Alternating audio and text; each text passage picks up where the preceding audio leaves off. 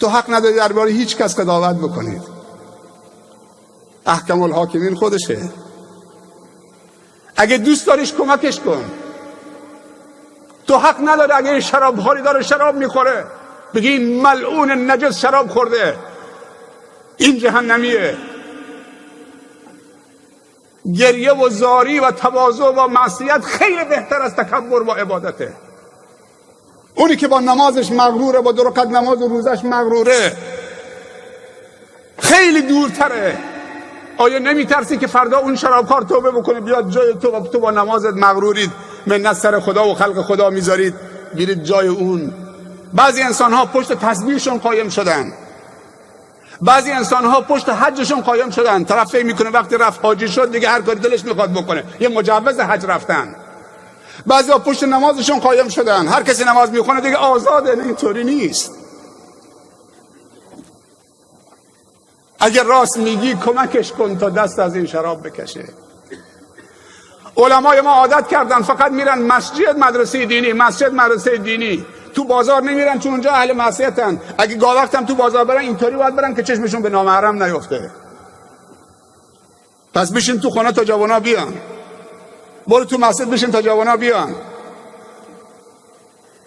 برو تو مدرسه دینی بشین دور خودت هم یه دیوار بکش تا جوانا بیان.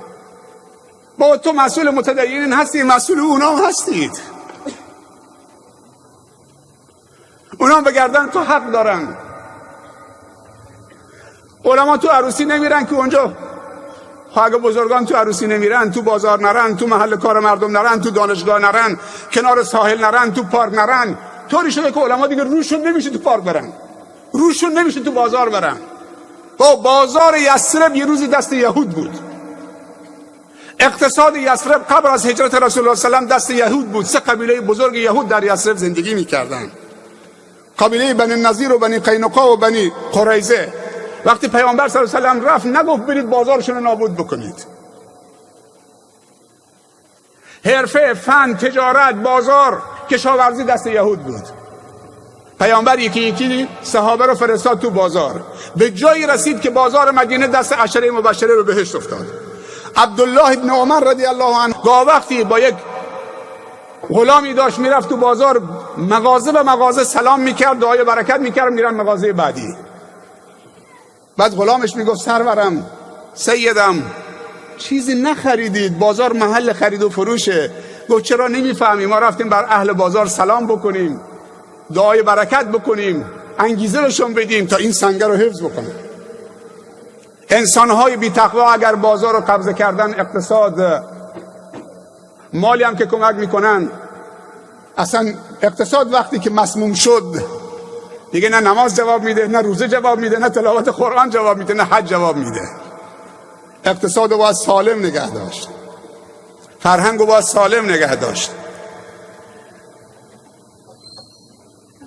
اگر امکان گناه و استمرار گناه برای انسان ممکن نباشد، توبه فایده‌ای ندارد.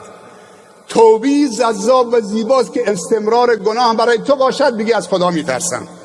من میرم تو بازار چشمی به نامحرم افتاد، چشمی بندازه پایین. ولی من نمیرم بازار چون که اگه برم چشمم به نامحرم افتاده. پس تو خیلی ضعیف الایمانید. یه وقتی مفتی اعظم عربستان بود اگه اشتباه نکنم، گفته بود من الحمدلله میگم که تو تلویزیون من، تو خونه من تلویزیون نیست. خیلی ضعیفی، خیلی ضعیفی. و تو خونه تو کاردم نباید باشه، تبرم نباید باشه، کبریتم نباید باشه، نفتم نباید باشه، گازم نباید باشه.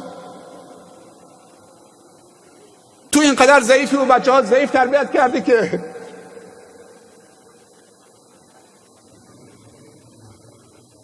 فإن معاذ الله کجاست؟